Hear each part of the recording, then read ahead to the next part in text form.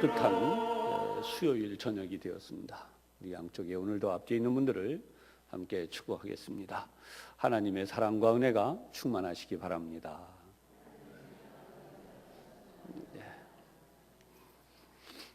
그동안 이제 인쇄물을 계속 만들어서 드렸는데요. 오늘 저녁에는 인쇄물 대신에 우리 영상으로 성경 본문을 다 같이 계속 대조할 것이기 때문에 성경 본문을 가능한 한 많이 보도록 하겠습니다.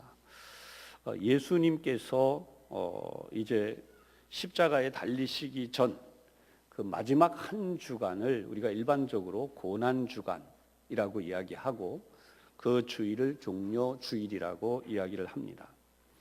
오늘부터 3주간 동안 수요일마다 이 마지막 예수님의 한 주간의 행적을 살펴보려고 이렇게 좀 생각을 하고 교재를 만들려고 보니까 본문을 많이 쓰게 돼서 페이지로 따지니까 한 8페이지가량 나와요. 그러면 성경 본문만 반복해서 보게 되는데, 그래서 제가 그렇게 하는 것보다 영상으로 화면에서 우리가 성경 본문을 자주 같이 보도록 하고, 오늘 본 본문을 기준으로 이제 사복음을 대조하려고 해요. 그래서 보면서 이제 첫 번째 주님이 고난을 당하시기 전에 있었던 사건들을 중심으로 이제 함께 보려고 합니다. 우선 이 본문을 보면 세 가지 중요한 사실이 나와요. 첫 번째가 뭐냐면 유월절이 다가오고 있는데, 보통 유월절은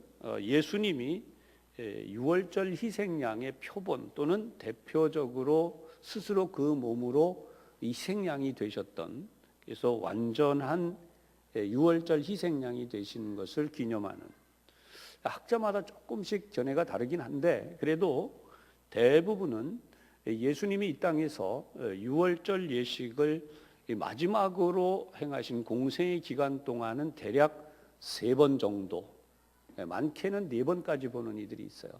공생애 아시죠? 예수님이 30살이 되셔서 하나님의 부르심을 받아서 공적으로 사역을 하신 기간, 그래서 3년 정도를 볼 때에 꼭 6월절에서부터 다시 6월절까지로 보는 이가 있고, 그렇지 않고 6월절 기간이 이제 3번 정도 맞이하면서 마지막 3번째 6월절이 오늘 이 성경에 등장하는 이 6월절이다라고 하는, 그 6월절 예식은 구약 성경 출애굽기에 이미 다 우리가 알고 있죠.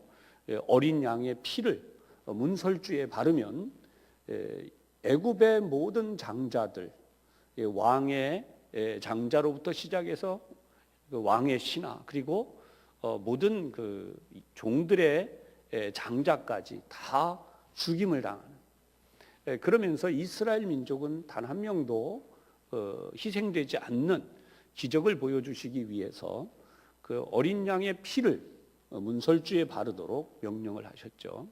바로 그 피가 오늘 우리 여기에 등장하고 있는 예수님의 피를 예표한 것이다. 그래서 어린 양이신 예수님의 피를 통하여서 모든 사람들이 사망, 죽음을 면하게 되는 것이고, 영적으로는 더 크게 해석을 해 들어가면 영원한 죄, 우리가 멸망에 떨어지는 모든 죄가 사함을 받아서 천국에서 영원토록 살게 되어지는 영원한 구속을 상징하는 것이죠. 그런 의미에서 이 유월절 예식은 대단해요. 이 유대인들은 그 옛날 애굽에서 자신들이 구원함을 받았던 그 사실의 기준을 두고 항상 유월절이 다가올 때에는 가능한 한 예루살렘에 와서 정결 예식을 가지려고 했어요. 그래서 이때를 유대인의 대명절로 그렇게 삼았습니다. 그래서 이때가 되어서 유대 지도자들은 어떤 일을 하냐 하면 예수님을 드디어 체포하라. 그래서 이제 예수 체포령, 그 당시에 어디 있든지 말해서 잡도록 하라라는 일이 선행이 되어집니다.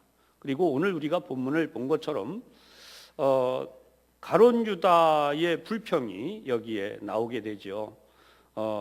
왜 이것을 비싼 값에 팔아서 가난한 자들에게 나누어 주지 않느냐라고 하는 의미에서 향유를 부은 사건이 여기에 나오게 되죠.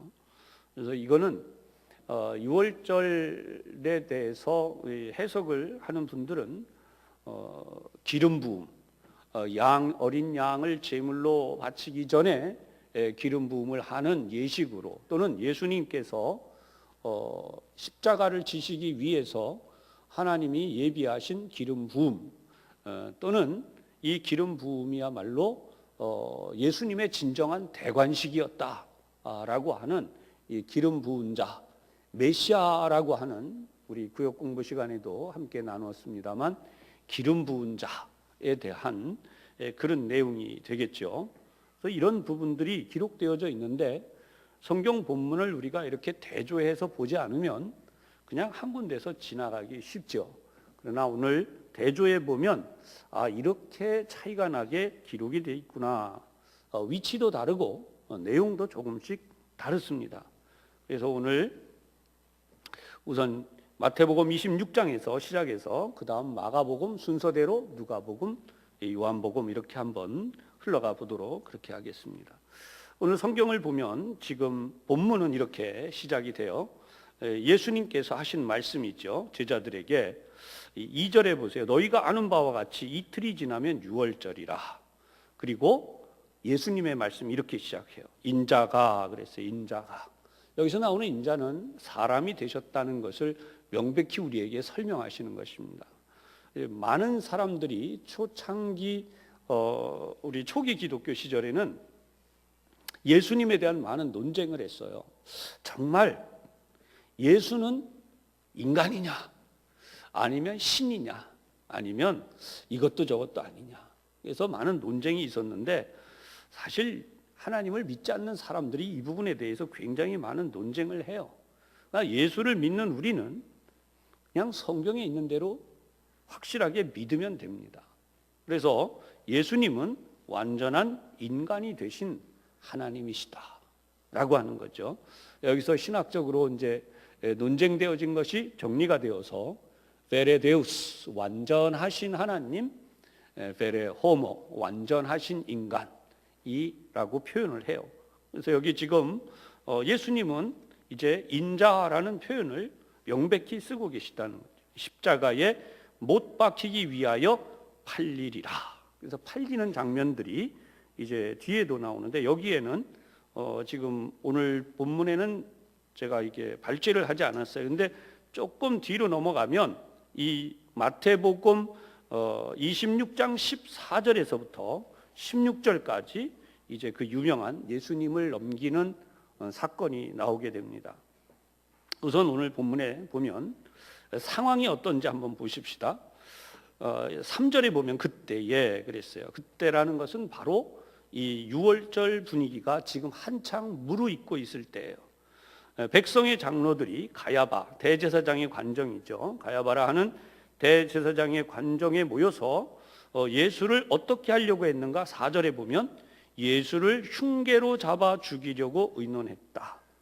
흉계라는 말을 썼어요. 그리고 그 사람들은 무슨 얘기를 하냐면 5절에 말하기를 밀란이 날까 하노니 명절에는 하지 말자 하더라.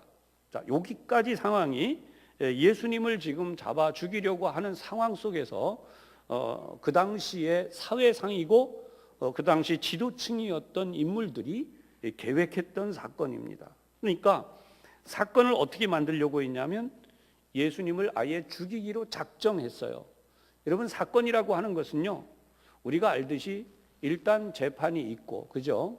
기소가 되어지면 기소되어진 것으로 사건이 재판이 있고, 재판이 있은 후에 판결이 나면 그것이 예를 들어서 뭐 감옥에 들어간다든지 태형이 된다든지 또는 죽일 죄라든지 유배를 보낸다든지 다양한 결론이 나올 텐데, 여기는 아예 처음부터 잡아 죽이기로 작정했다는 것이에요. 이게 참 대단한 이야기입니다. 사람들이 이렇게 악할 수도 있다. 그런데 이들이 누구예요? 하나님을 가장 잘 섬기는 대제사장, 바리새인, 서기관의 무리들이라는 거죠. 그러니까 이게 성경을 보고 있으면 예수 믿는 우리 자신이 항상 무슨 생각을 해야 되냐면 우리를 돌아볼 수밖에 없어요. 우리는 어떤가? 지금도 제가 기억나는 거는 고등부 시절에 고등부 교육전도사님이에요. 우리 설교할 때 그렇게 설교를 했어요. 여러분, 그러니까 그리고 쳐다보면 여러분이 예수님을 십자가에 못 박아 죽였습니다. 그렇게 얘기를 하는 거예요.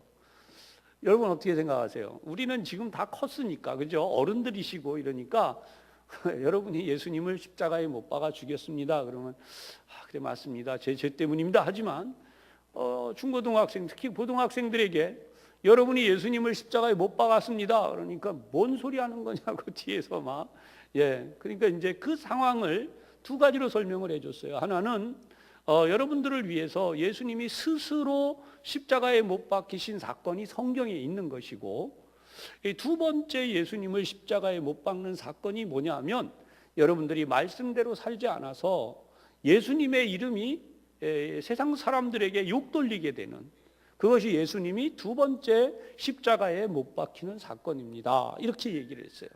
맞을까요? 틀릴까요? 분명히 맞죠. 지금도 우리는 그런 상황이 재현되고 있습니다. 그래서 말씀대로 살지 않으면 그날 설교의 끝이 그거예요. 여러분이 말씀대로 살지 않으면 예수님이 십자가에 또 못 박히십니다. 이렇게 뭐 신학적으로는 꼭 맞을 수도 있고 틀릴 수도 있어요. 하지만 그 내용은 굉장히 많은 감동을 주는 내용이죠. 오늘도 여기 지금 보면 예수님이 이제 명절에 한 여자가 이렇게 나옵니다. 그런데 요 바로 앞에 보면 사람들은 무슨 생각을 하느냐 하면 지도자들이 밀란이 날까 하니까 명절에는 이런 일을 하지 말자. 밀란이라고 하는 게 뭐예요? 백성들 중에서 소위 말하는 민중봉기라고 할 수 있는 이런 일들이 일어날 수 있다는 거예요. 이거 정말 잘못된 거야 라고 백성들이 들고 일어날까 봐 이거 하지 말자 이렇게 이야기를 하는 거죠. 왜요? 예수님을 의로운 분으로, 하나님께로부터 온 분으로 알고 있기 때문에. 그러면 여러분 이렇게 되면 이 사람들은 스스로, 이 대제사장, 바리새인, 서기관, 이 사람들은 스스로 뭐예요? 자기들이 하나님께로부터 온 사람들이라고 인정하는 백성들의 의견을 꺾고 십자가에 예수님을 못 박아 죽이려고 하는 거죠. 조금 표현이 그렇습니다만 현대에서는 이것을 프레임 논리라고 하죠. 프레임 논리. 그래서 틀이라고 하는 것은 이 당시에 대제사장, 바리새인, 서기관들이 그들의 정치권을 이용하지 않는다면 예수님은 십자가에 못 박히실 일이 없었다는 거잖아요. 예수님은 백성들에게 있어서 완전히 구세주였었어요. 그러나 이들은 그들의 권력을 이용해서 밀란이 날 수 있는 위험을 무릅쓰고 지금 이 일을 감행하고 있었다는 거예요. 그 다음에 나오는 사건 6절 이하에 보면 베다니 나병 환자 시몬의 집이라고 하는 명칭이 나옵니다. 이제 뒤에 가면 이 명칭들이 좀 생략되기 때문에 미리 보고요. 매우 귀한 향료 한 옥합을 가지고 와서 예수님의 머리에 부었다라고 하는 거죠. 우리는 이 성경을 보면 왜 부었는지 몰라요. 뒤에 가면 왜 부었는지 알게 되죠. 왜 부었는지 이렇게 보니까 누가 분개했냐면 대제사장, 바리새인, 서기관이 아니에요. 예수님의 제자들이라고 여기 나와요. 8절에 제자들이 보고 분개하여 이르되 무슨 의도로 이것을 허비하느냐. 그래서 여러분 우리가 오늘도 신앙생활을 하고 있는데 우리의 신앙생활을 보고 잘한다고 오늘도 이렇게 수요 예배 여러분들이 나오시잖아요. 그게 잘 나오셨다고 박수를 치고 참 격려하는 분들도 있지만 이거를 오늘날 우리 예배 속에서 다시 한번 찾아보면 뭐하러 수요일까지 나와서 그렇게까지 하느냐, 그렇게 한가하냐 뭐 이러면서 하는 그런 사람도 있을 수 있어요. 뿐만 아니라 우리가 수요 예배만 예를 들어서 그렇지 그 외에 교회가 하는 많은 일들에 대해서도 그렇게 말할 사람이 있다는 거예요. 무슨 의도로 이렇게 허비하느냐. 그러면서 굉장히 효율적인 말을 이야기합니다. 9절. 이것을 비싼 값에 팔아 가난한 자들에게 줄 수 있었겠도다. 그래요. 물론 오늘날 교회 건물을 놓고도 다양한 논쟁이 있습니다. 저는 개인적으로 좀 이런 의견을 말씀드리고 싶어요. 교회를 엄청난 빚을 지면서 건물을 짓는 것도 문제가 있어요. 그런데 어떤 분들이 교회 건물을 뭐하러 준비하느냐, 아예 그럼 교회 건물 없어도 된다, 그냥 아무데나 적당한 데를 빌려서 해도 된다, 예배를. 양쪽 다 맞기도 하고 틀릴 수도 있습니다. 저는 이것을 어느 한 의견으로 볼 수가 없어요. 예를 들어서 어떤 교회와 성도들이 우리는 정말 건물이 필요 없습니다. 건물 없이 신앙생활 하는데 우리는 성도 한 명 한 명이 정말 중요합니다. 그래서 실제로 우리나라에 있죠. 어떤 지역에서는 교회 건물이 없는데 학교 강당을 빌린다든지 해서 예배를 잘 드려요. 굉장히 괜찮아요. 그런가 하면 실제로 예배를 드리기를 원하지만 장소가 없어서 못 모이니까 결국 건물을 짓게 되어진 교회 이야기도 있습니다. 빚을 하나도 지지 않고 성도들의 완전한 헌금으로 교회 건물을 지은 사례도 있어요. 굉장히 좋은 사례라고 하는 이들도 있습니다. 거기에도 부정적으로 말하는 사람이 있어요. 그런가 하면 건물을 짓는데 많은 빚을 내기도 하고 지은 것 때문에 문제가 되는 경우도 있습니다. 어찌됐든 우리는 이런 부분들을 놓고 다양한 해석을 할 수 있습니다. 특별히 오늘 성경을 보면 9절에 비싼 값에 팔아 가난한 자들에게 줄 수 있겠다. 모두가 공감할 수 있는 말이에요. 그런데 우리가 알아야 되는 게 있습니다. 예수님은 명백하게 12절에 이렇게 말씀해요. 이 여자가 내 몸에 이 향유를 부은 것은 내 장례를 위하여 함이니라. 그러니까 여러분, 예수님의 제자들도 3년 동안 예수님을 따라다니면서 밤낮 없이 동행하고 그 가르침을 받았고, 그래서 누구보다 예수님의 마음을 잘 안다고 했지만 그들도 예수님에 대해서는 몰랐다는 거예요. 예수님은 명백히 내 장례를 위하여 향유를 부은 것이다 라고 이 목적을 확실하게 못 박아서 말씀을 하세요. 그리고 여기에 대한 부분을 두 가지 이야기를 더 하십니다. 첫 번째 조건은 11절에 나와요. 가난한 자들은 항상 너희와 함께 있거니와 나는 항상 함께 있지 아니하리라. 여기에 대한 해석은 여러 가지가 있지만 저는 이렇게 여러분들에게 말씀을 드리고 싶습니다. 우리가 사는 동안에 주님을 위해서 일할 수 있는 것이 있고요. 그리고 정말 이웃을 돕기 위해 할 수 있는 것이 있어요.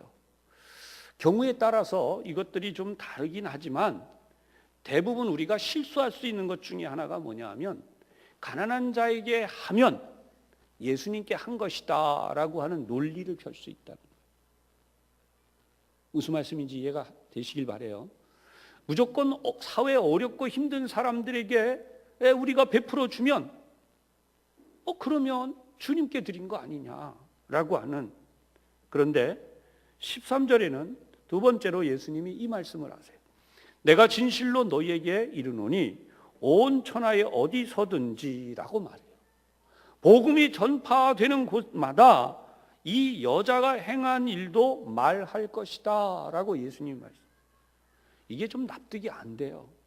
왠지 예수님이 사사롭지 않은가, 예수님이 공적이지 않고 굉장히 자기중심적이네, 이렇게 오해할 요지가 여기 있다는 거예요. 그래서 예수님을 위해서 했기 때문에 예수님은 그래 예수님을 위해서 한 거기 때문에 라고 사적으로 예수님을 이해하고 예수님이 그 여인에 대하여서 참 잘했다라고 하는 칭찬으로 받아들일 수 있다는 거죠. 그래서 여기 보면 예수님이 그를 기억하리라 라고까지 하셨어요. 그러면 과연 그럴까요? 여러분, 왜 예수님은 이 여인에 대하여 이런 칭찬을 하셨을까요? 그것을 오늘도 우리는 다시 한번 우리의 신앙이나 신학적인 재해석을 꼭 해야 된다는 거예요. 앞에도 지금 잠깐 힌트처럼 첫 번째 얘기가 나왔지만 가난한 자들은 항상 있다는 거예요. 그러나 나는 항상 함께 있지 아니하리라 라고 하는, 이것은 정확하게 설명은 어렵지만 이 표현이 가능해요. 우리가 주님을 위하여 헌신할 기회는 항상 있는 것이 아니다라고 하는 거죠. 내 생애에 주님을 위하여 헌신할 수 있는 기회는 한정되어 있다는 거예요. 그러니까 우리가 흔히 하는 말로 가난한 사람과 어려운 사람들을 도와주자라고 하는, 아까 프레임 얘기를 제가 좀 했습니다만, 사회의 어떤 그런 흐름의 구조적인 틀 속에서 예수님에 대한 신앙을 해석할 수 없다는 거예요. 예수님은 명백하게 우리에게 어떤 존재인가라고 하는 것을 여기에서 확실하게 해야 되죠. 그것이 바로 신앙의 정체성이에요. 사랑하는 여러분, 예수님은 우리 모두, 여러분들에게 어떤 존재이십니까? 예수님은 우리에게 선하고 좋은 일을 가르쳐 주시는 아름다운 인생의 길잡이가 되시는 그런 분입니까? 여기서는 명백히 예수님이 7절부터 나오는 이 내용 속에서 제자들에게 주신 답변이에요. 자, 7절부터 제가 다시 한번 읽어볼게요. 한 여자가 매우 귀한 향유 한 옥합을 가지고 나와서 식사하시는 예수의 머리에 부으니, 분명히 낭비예요. 그죠? 예수님의 머리에 이 향유를 붓는다는 자체가 이미 낭비예요. 왜냐하면 이 비싼 향유는 어떻게 쓰는 거예요? 조금씩 뿌리거나 아니면 발라서 사용할 건데 이걸 통째로 부었다는 거죠. 그러니까 제자들이 볼 때는 8절에 이게 분개할 수밖에 없는, 왜요? 공부는 그들이 볼 때는 이게 엄청 비싼 거예요. 이 비싼 것을 그렇게 낭비를 해버리다니라고 하는, 그것 때문에 차라리 가난한 자들에게 주었다면 굶어 죽거나 또는 굶는 사람들이 그만큼 도움을 받지 않았겠느냐라고 하는, 그래서 신앙생활을 하는 우리들이 오늘도 세상 사람들에게는 이런 오해도 받기도 하지만 또 이런 부분으로 우리가 몰매를 맞을 수도 있다는 거예요. 대표적으로 이런 겁니다. 왜 교회에 와서 11조를 하느냐? 왜 교회에 와서 감사헌금을 하느냐? 교회에다 왜 헌금을 자꾸 하느냐? 그런 걸 왜 해? 라고 하는 거죠. 그러나 우리는 이 부분을 명백하게 이해하기 위해서는 예수님의 의도를 알아야 돼요. 예수님은 10절에 이것을 보고 제자들에게 이렇게 말씀해요. 어찌하여 이 여자를 괴롭게 하느냐? 그가 내게 좋은 일을 하였느니라. 여기서 좋은 일이라고 하는 것은 하나님의 일이라는 뜻입니다. 하나님의 일을 하였다라고 말씀하는 거예요. 여러분, 하나님의 일이 무엇입니까? 온 인류를 대속하는 대속의 일이에요. 오늘도 신앙생활을 하는 우리들이 예수님이 우리를 위하여 십자가를 지시고 온 인류의 죄를 대속하시고 하나님의 나라를 이 땅에 회복시켜 주실 뿐 아니라 우리 한 사람 한 사람의 죄를 사하시고 영원한 천국 하나님의 나라에 들어가게 만드시는 그 사건이 아니라면 이런 말을 할 필요가 없죠. 그런데 그 사건이야말로 우리 인생에서 가장 중요한 인생의 목적이 된다는, 다시 한번 말씀을 정리해 드리면 이렇게 돼요. 우리가 이 세상을 왜 사는가라고 하면 단 한 가지예요. 너무나 쉬운 표현이지만 구원받기 위해서 살아가요. 할렐루야. 구원받으심을 믿으십니까? 네. 구원받은 인생이에요. 나의 이 구원의 가치, 이 구원받은 이 인생에 대한 하나님이 하시려는 바로 그 일을 위해서 우리의 시간을 드리고 우리의 물질을 드리고 우리 인생의 가장 중요한 부분들을 하나님 앞에 드려가면서 살아가는 삶은 바로 이 향유를 붓는 것과 같은 것이라는 거예요. 오늘 이 시간에 여기 있을 게 아니라 헬스장에 가서 헬스를 해요. 훨씬 도움되죠. 1시간 동안 헬스하고 그 외에 뭐 더 유익한 프로그램들, 어떤 경우에는 학원에 가서 어학 공부를 할 수도 있고 다양하게 우리 할 수 있는 게 많습니다. 사실상 도시에서 수요 예배가 사라지고 있는 교회가 있어요. 금요 기도회도 사라지고 있는 교회가 있습니다. 그런가 하면 새벽 예배도 사라지는 교회가 있습니다. 이러다가 주일 예배도 사라질 수 있어요. 소위 말하는 사이버 처치가 있습니다. 벌써 기십 년 전에 시작이 됐어요. 사이버 처치? 거기다 헌금도 보내고 말씀도 거기서 들어요. 그리고 거기서 소위 말하는 교인 관리가 이루어집니다. 목사님으로부터 메일을 주고받기도 하고 그 질문에 대한 답변이 있고 크게 문제가 될 것이 없다라고 하겠지만은, 그러나 우리가 늘 사도신경을 배우는데 거룩한 공교회와, 그렇죠? 여기서 공교회라고 하는 것은 공간적인 개념도 존재한다는 거예요. 신앙이라고 하는 것은요, 개인의 의견이 아닙니다. 명백히 이 시간 말씀드리지만 예수님의 제자들의 의견도 아니고 대제사장, 바리새인, 서기관들과 같은 그런 지도층의 아주 중요한 인물들의 이야기도 아니에요. 그런가 하면 한 개인이 이렇게 하는 게 신앙이야 라고 말하는 그것도 아니라는 거예요. 반드시 우리가 신앙생활 할 때에는 예수님이 지금 이 성경을 통해서 우리에게 보여주시듯이 이것이 기념되어야 되는 거예요. 복음이 전파되고 이 여인이 한 일도 기념되어지고 이런 일들이 나타나는 거예요. 그리고 이것은 결코 허비나 낭비가 아니다라고 예수님은 말씀하고 있다는 거죠. 그런 의미에서 여러분, 우리의 신앙생활이 지금 이렇게 믿어가는 것이 절대로 헛된 시간, 헛된 일, 헛된 물질 낭비 이런 것들이 아니라는 거예요. 여러분들이 이 사실을 명백히 깨달으시고 확신하시기를 부탁드립니다. 자, 그러면 우리 다음에 있는 이것과 같이 병행되어지는 성경이라고 하는 마가복음으로 한번 넘어가 보겠습니다. 화면에 띄워주실 것이기 때문에 찾아가셔도 좋고 화면으로 보셔도 좋아요. 마가복음 14장 1절로 9절까지 내용입니다. 설명을 다 했기 때문에 그냥 본문을 쭉 한번 우리 봉독하면 좋겠습니다. 마가복음 14장 1절로 9절 우리 다 같이 한 목소리로 계속해서 봉독을 해보십시다. 시작. 이틀이 지나면 유월절과 무교절이라 대제사장들과 서기관들이 예수를 흉계로 잡아 죽일 방도를 구하며 이르되 밀란이 날까 하노니 명절에는 하지 말자 하더라. 예수께서 베다니 나병 환자 시몬의 집에서 식사하실 때에 한 여자가 매우 값진 향유 곧 순전한 나드 한 옥합을 가지고 와서 그 옥합을 깨뜨려 예수의 머리에 부으니 어떤 사람들이 화를 내어 서로 말하되 어찌하여 이 향유를 허비하는가? 이 향유를 300데나리온 이상에 팔아 가난한 자들에게 줄 수 있었겠도다 하며 그 여자를 책망하는지라.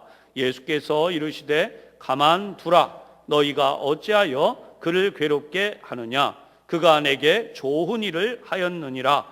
가난한 자들은 항상 너희와 함께 있으니 아무 때라도 원하는 대로 도울 수 있거니와 나는 너희와 항상 함께 있지 아니하리라. 그는 힘을 다하여 내 몸에 향유를 부어 내 장례를 미리 준비하였느니라. 내가 진실로 너희에게 이르노니 온 천하에 어디서든지 복음이 전파되는 곳에는 이 여자가 행한 일도 말하여 그를 기억하리라 하시니라. 아멘. 굉장히 은혜가 되잖아요. 저는 이 말씀을 병행해서 읽어보면서 물론 평소에 조금씩 볼 때가 있지만 특별히 여러분들에게 이렇게 함께 나누려고 준비해 보면서 여기도 지금 4절에 보세요. 사람들이 화냈다고 나오고요. 그 다음에 5절에 가면 300데나리온 이상이라는 액수가 정해져서 나와요. 이런 내용은 구체적으로 다른 성경과 병행할 때에 나오죠. 똑같이 그렇게 되어져 있습니다. 그러면 이번에는 누가복음으로 넘어가 보겠습니다. 누가복음 22장 1절과 2절을 먼저 봅니다. 누가복음 22장 1절과 2절 이제 화면에 띄어져 있습니다. 같이 보도록 하겠습니다. 시작. 유월절이라 하는 무교절이 다가오매 대제사장들과 서기관들이 예수를 무슨 방도로 죽일까 궁리하니 이는 그들이 백성을 두려워함이더라. 이렇게 여기까지는 우리가 본 성경하고 같은 내용인데요. 자, 그러면 그 뒤에 나오는 내용을 보면요, 이 향유를 부은 사건이 안 나와요. 이게 뭐가 잘못된 거 아니냐? 그런데 향유를 부은 사건은 누가복음 7장에 가면 나옵니다. 그래서 이제 누가복음 7장 36절 이하에 이제 이 내용이 나오게 돼요. 그래서 누가복음 7장 36절 이하의 내용으로 우리 화면에 띄어지니까 함께 쭉 계속해서 50절까지 내용입니다. 함께 봉독을 해 보십시다. 시작. 한 바리새인이 예수께 자기와 함께 잡수시기를 청하니 이에 바리새인의 집에 들어가 앉으셨을 때에 그 동네에 죄를 지은 한 여자가 있어 예수께서 바리새인의 집에 앉아 계심을 알고 향유 담은 옥합을 가지고 와서 예수의 뒤로 그 발 곁에 서서 울며 눈물로 그 발을 적시고 자기 머리털로 닦고 그 발에 입 맞추고 향유를 부으니 예수를 청한 바리새인이 그것을 보고 마음에 이르되 이 사람이 만일 선지자라면 자기를 만지는 이 여자가 누구며 어떠한 자 곧 죄인인 줄을 알았으리라 하거늘 예수께서 대답하여 이르시되 시몬아 내가 네게 이를 말이 있다 하시니 그가 이르되 선생님 말씀하소서.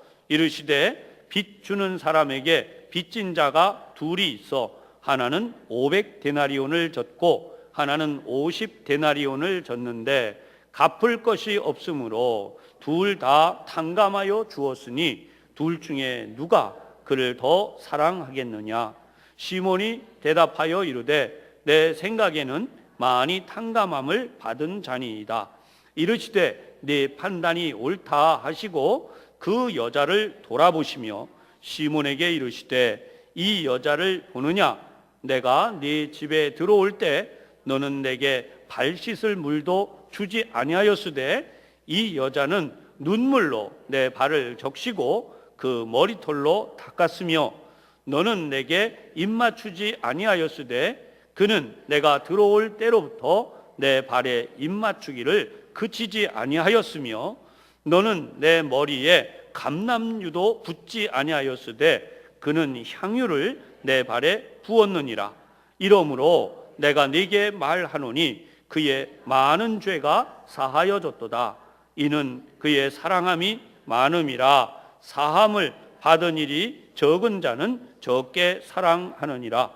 이에 여자에게 이르시되 내 죄 사함을 받았느니라 하시니 함께 앉아 있는 자들이 속으로 말하되 이가 누구이기에 죄도 사하는가 하더라. 예수께서 여자에게 이르시되 내 믿음이 너를 구원하였으니 평안히 가라 하시니라. 아멘. 자, 누가복음의 내용을 이렇게 보니까 조금 다른 것 같기도 하고 좀 더 상세한 내용이 들어있는 것 같기도 하고 그렇죠. 그러면 이 누가복음의 이 상황은 학자들에 따라서 해석을 다르게 하기는 하지만 대부분 일치하는 내용도 있고 그렇죠. 별개의 사건으로 보는 이들도 있지만 일치하는 사건으로 보는 이들이 더 많고요. 특별히 여기 보면 이 빚진 자에 대한 개념으로 설명을 해요. 이 향유를 부은 여인은 죄인이었다. 죄인이라고 하는 것은 그 당시에 사회적으로 직업이 떳떳하지 못했던 여성을 가리키는 것인데요. 이런 여인이 와서 예수님께 이렇게 참 신체적 접촉을 한다는 것은요, 그 당시의 사회 속에서는 굉장히 안 좋은 일이에요. 이 안 좋은 여성이 그런 삶을 살고 있는 여성이 와서 이런 행동을 한다는 자체가. 그런데 예수님은 명백히 말씀이 뭐냐면 하나는 50데나리온밖에 안 되는 빚을 졌고 한 사람은 500데나리온이라는 엄청난 빚을 진 사람. 두 사람에게 모두 다 이 빚진 걸 탕감을 다 해주면 두 사람 중에 누가 그 빚을 그러니까 탕감해 준 사람을 더 귀하게 여기겠느냐라고 하는 거죠. 당연히 설명이 필요 없죠.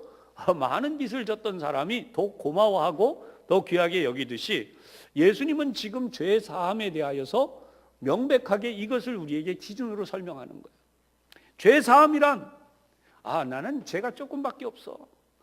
이렇게 여기고 있는 사람보다도 나는 죄가 너무나 많아. 난 도저히 어떻게 할 수 없는 죄인이야 라고 하는 사람이 오히려 하나님 앞에 더 감격스러워하고 그리고 그 은혜에 감사를 한다는 거죠.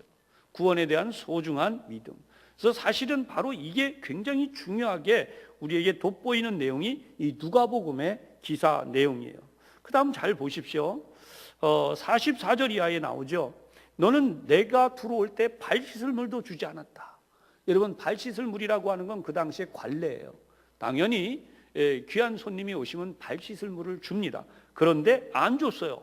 이 여인은 눈물로 내 발을 닦았고, 그 다음에 45절 너는 내게 입 맞추지 않았다.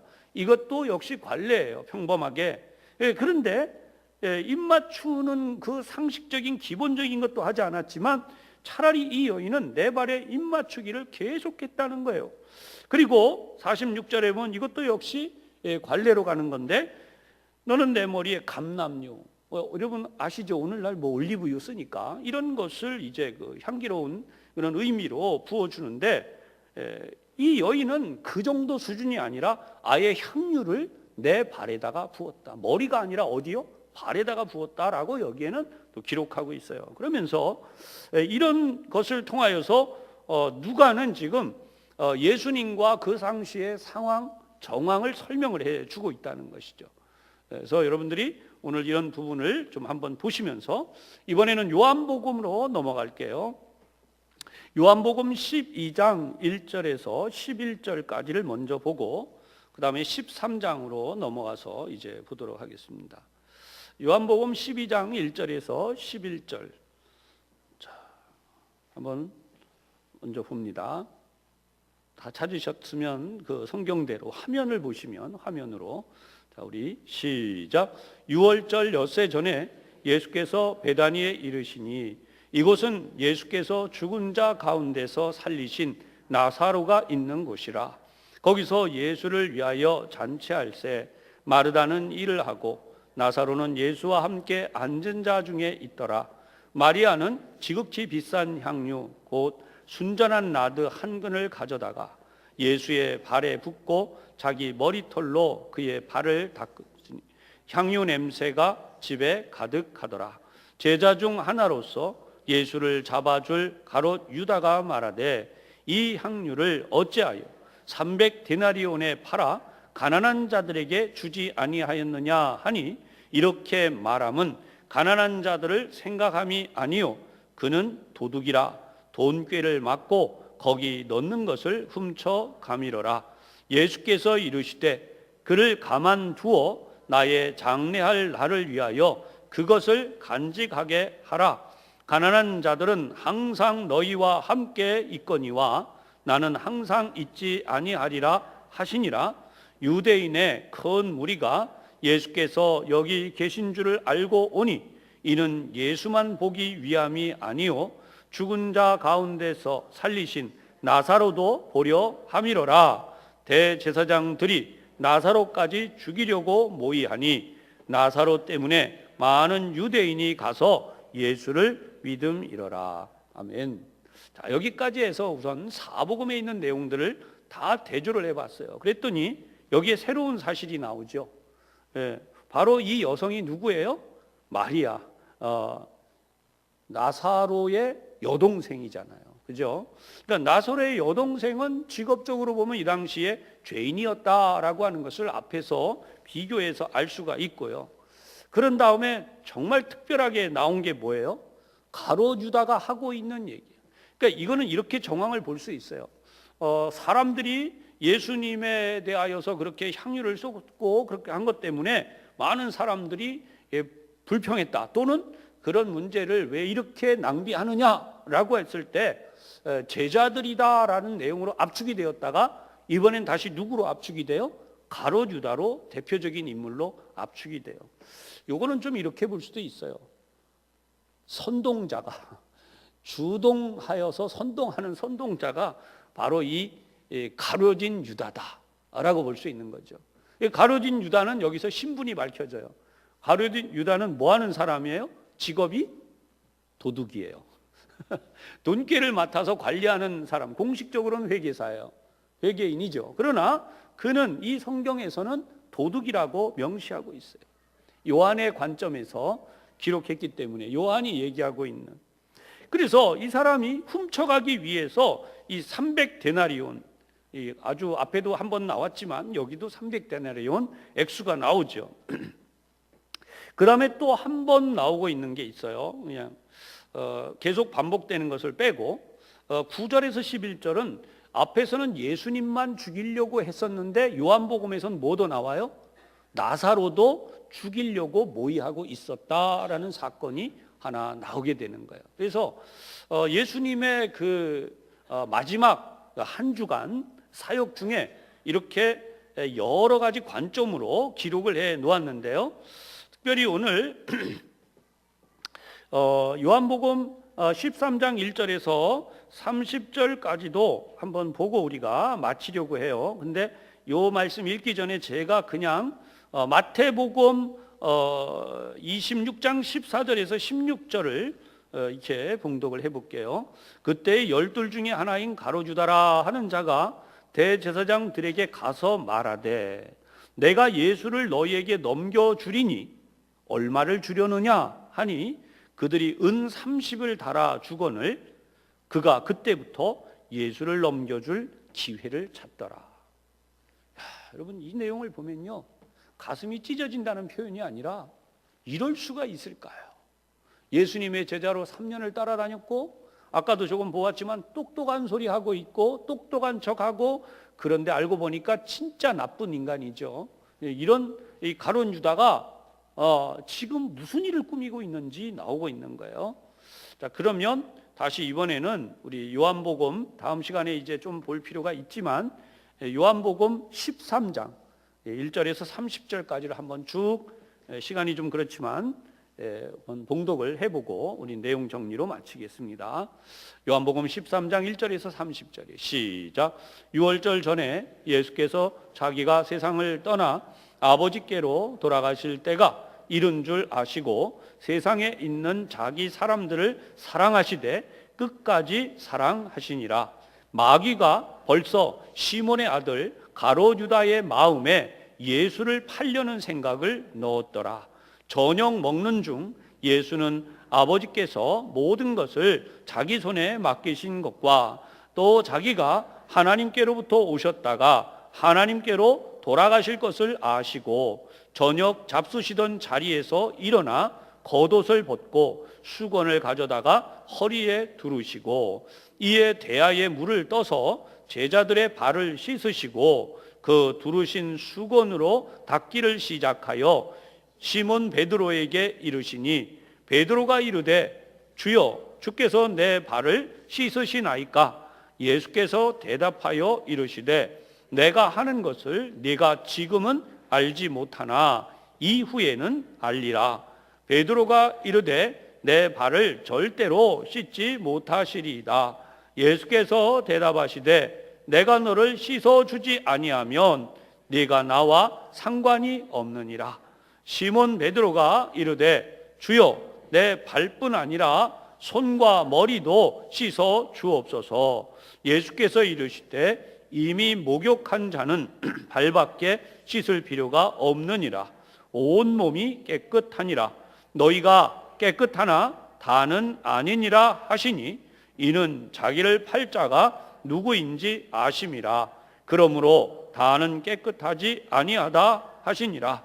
그들의 발을 씻으신 후에 옷을 입으시고 다시 앉아 그들에게 이르시되 내가 너희에게 행한 것을 너희가 아느냐? 너희가 나를 선생이라 또는 주라 하니 너희 말이 옳도다. 내가 그러하다. 내가 주와 또는 선생이 되어 너희 발을 씻었으니 너희도 서로 발을 씻어주는 것이 옳으니라. 내가 너희에게 행한 것 같이 너희도 행하게 하려 하여 본을 보였노라. 내가 진실로 진실로 너희에게 이르노니 종이 주인보다 크지 못하고 보냄을 받은 자가 보낸 자보다 크지 못하나니 너희가 이것을 알고 행하면 복이 있으리라. 내가 너희 모두를 가리켜 말하는 것이 아니니라. 내가 택한 자들이 누구인지 알미라. 그러나 내 떡을 먹는 자가 내게 발꿈치를 들었다 한 성경을 응하게 하려는 것이니라.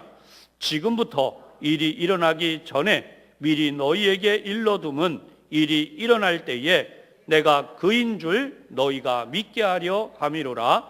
내가 진실로 진실로 너희에게 이르노니 내가 보낸 자를 영접하는 자는 나를 영접하는 것이요 나를 영접하는 자는 나를 보내신 이를 영접하는 것이니라. 예수께서 이 말씀을 하시고 심령이 괴로워 증언하여 이르시되 내가 진실로 진실로 너희에게 이르노니 너희 중 하나가 나를 팔리라 하시니 제자들이 서로 보며 누구에게 대하여 말씀하시는지 의심하더라. 예수의 제자 중 하나 곧 그가 사랑하시는 자가 예수의 품에 의지하여 누웠는지라. 시몬 베드로가 머리짓을 하여 말하되 말씀하신 자가 누구인지 말하라 하니 주여 누구니까? 예수께서 대답하시되 내가 떡 한 조각을 적셔다가 주는 자가 그니라 하시고 곧 한 조각을 적셔서 가롯 시몬의 아들 유다에게 주시니 조각을 받은 후 곧 사탄이 그 속에 들어간지라. 이에 예수께서 유다에게 이르시되 네가 하는 일을 속히 하라 하시니 이 말씀을 무슨 뜻으로 하셨는지 그 앉은 자 중에 아는 자가 없고 어떤 이들은 유다가 돈꾀를 맡았으므로 명절에 우리가 쓸 물건을 사라 하시는지 혹은 가난한 자들에게 무엇을 주라 하시는 줄로 생각하더라. 유다가 그 조각을 받고 곧 나가니 밤이러라. 아멘. 참, 여기 성경을 우리가 읽어보면 정말 이럴 수 있나? 라고 하는 내용이 오늘 여기에 다 나와요. 다음 시간에 우리가 또 이제 이 부분들도 하지만 다른 성경을 대조하면서 함께 할 내용이 있기 때문에 우리가 여기까지만 하고 마치겠는데요. 예수님은 이 땅에 오셔서 지금 우리에게 오늘 주시는 이 말씀, 이 내용 속에 보면 발 닦기를 시작하는 내용이 나와요. 자, 선생이라 주라 하면서 발을 씻어 주었으니 너희도 서로 발을 씻어 주는 게 옳다. 여러분, 발 씻는 의미에 대한 다양한 해석이 있어요. 그러나 전통적으로 이 성경 말씀에 의한 발 씻음의 해석은 뭐냐 하면 쉽게 설명하는 이거예요. 자기 앞책이라 그러죠. 자기가 자기 할 도리 또는 자기 앞길 하나 제대로 잘 못 챙기는 그런 사람들, 그런 사람들의 허물, 그런 사람들의 문제, 이거를 해결해 주는 거예요. 우리는 이렇게 하기 쉽잖아요. 왜 일 똑바로 못해? 왜 그거 못하는 거야? 막 이렇게. 그러니까 예수님은 제자들에게 한 번도 그런 적이 없어요. 예수님의 제자들을 책망하면서 왜 그것도 하나 제대로 못하냐? 그 대신 예수님은 발을 씻어주시는 걸로, 내가 선생이 되어서 그래요. 발을 씻어준 것처럼 다른 사람이 미처 그 일을 못하면 네가 그 일을 해줘라. 책임을 맡겼고 일을 맡겼고 그랬으면 너희가 할 일이 뭔지를 생각하라는 거예요. 우리 종종 전도해 오잖아요, 교인들을. 근데 이렇게 얘기하기 쉽죠. 아유, 데리고 다니면서 교회에 같이 믿음 생활한 지가 몇 년인데 아직도 뭐 예배도 잘 드릴 줄 모르고 성경도 제대로 모르고. 여러분, 그 사람의 발을 씻어주는 게 뭐냐 하면 바로 성경 찾고 예배 잘 드릴 수 있도록 잘 돌보아 주는 거예요. 할렐루야. 교회도 마찬가지예요. 어떤 분들은 교회 오면 딱 부러지게 교회 봉사 잘하는 분이 있는데 교회 봉사 못하는 분들 많아요. 그리고 심지어 왜 그걸 해야 되냐고도 말해요. 그런 사람들에게 이 봉사에 대한 부분들을 계속해서 그 사람을 대신해서 섬겨주는 거예요. 발은 원래 발냄새는, 어떤 분이 이걸 써놨는데 굉장히 감동적인 내용이에요. 발은 발냄새가 많이 납니다. 그러니까 그 사람이 하고 나면 냄새가 많이 난다는 거예요. 그런데 그거를 잘 씻어주는. 또 그 사람은 안 갈 곳, 뭐 갈 곳 마구 돌아다니는 발이기 때문에 그 발이 그렇다는 거예요. 근데 거기에 대해서도 참 소리 소문 없이 그 사람을 잘 이렇게 따독여주고 섬겨주고 하는 그런 일들이 그런 내용이라는 거예요. 이건 굉장히 중요한 내용을 포함하고 있는데요, 절대로 하나님 앞에서 우리의 주관을 내세울 수 없다는 거예요. 우리는 신앙생활 해보면 주관이 뚜렷하잖아요. 교회 안에서 주관 없는 분이 누가 있어요? 저런 사람 저렇게 신앙생활 하냐? 그러면서 막 그리고 심지어 설교도 그래요. 설교도 우리가 내 마음에 차는 설교는 맞아. 그렇지만 뭐 내 마음에 안 들어요, 그 설교가. 그러면 아니라고 생각하고 무시해버릴 때가 있어요. 그러나 저는 오늘 여러분들에게 도전적인 말씀을 드리는 거예요. 내가 무시하고 싶고 내 마음에 안 드는 설교가 있을 때에 그게 왜 그런지를 한번 분석을 꼭 해보세요. 하나님 중심이 되기만 하면 이 향유를 쏟아 부은 여인에 대하여 용납할 수 없었던 거기에 무인 많은 사람들, 그들은 이 향유가 낭비하는 것으로만 보였다는 거예요. 그러나 예수님은 이것이 얼마나 중요한 일인지를 말씀하셨어요. 그래서 우리가 이 사실을 생각해야 되고, 겉으로 볼 때에는 가룟 유다가 굉장히 합리적인 사람이고 훌륭하게 보였지만, 그래서 돈꾀를 맞고 관리할 수 있을 만한 능력을 가졌어요. 어떤 분이 극적인 설명을 해요. 예수님의 다른 제자들은 이런 걸 셈하고 관리할 능력이 없기 때문에 가룟 유다에게 맡겼다는 거예요. 우리는 왜 그런 가룟 유다에게 맡겼는가 하지만 그랬다는 거죠. 그러나 그런 가룟 유다는 알고 보니까 뭐였다고요? 뒤에는 도둑이라고 나와요. 그러니까 여러분, 교회를 하는데 어떤 분이 글을 써놨어요. 여러분, 교회를 할 때 주의하십시오. 이분은 무슨 얘기를 하냐면 헌금 사용을 얘기하셨어요. 그래서 교회가 헌금을 쓰는데 예를 들어서 이게 100만 원에 쓸 수 있는 일이다. 그런데 어떤 사람은 교회 안에서 자기 편을 만들기 위한 방법 중에 하나로 120만 원 또는 150만 원으로 돈을 쓴 다음에 교회 안에서 그런 사람들에게 일을 나눠주면서 일종의 돈 관리를 한다는 거예요. 그래서 이분이 그렇게 얘기했어요. 그런 사람은 가룟 유다와 같은 자다. 교회 헌금은 뭐예요?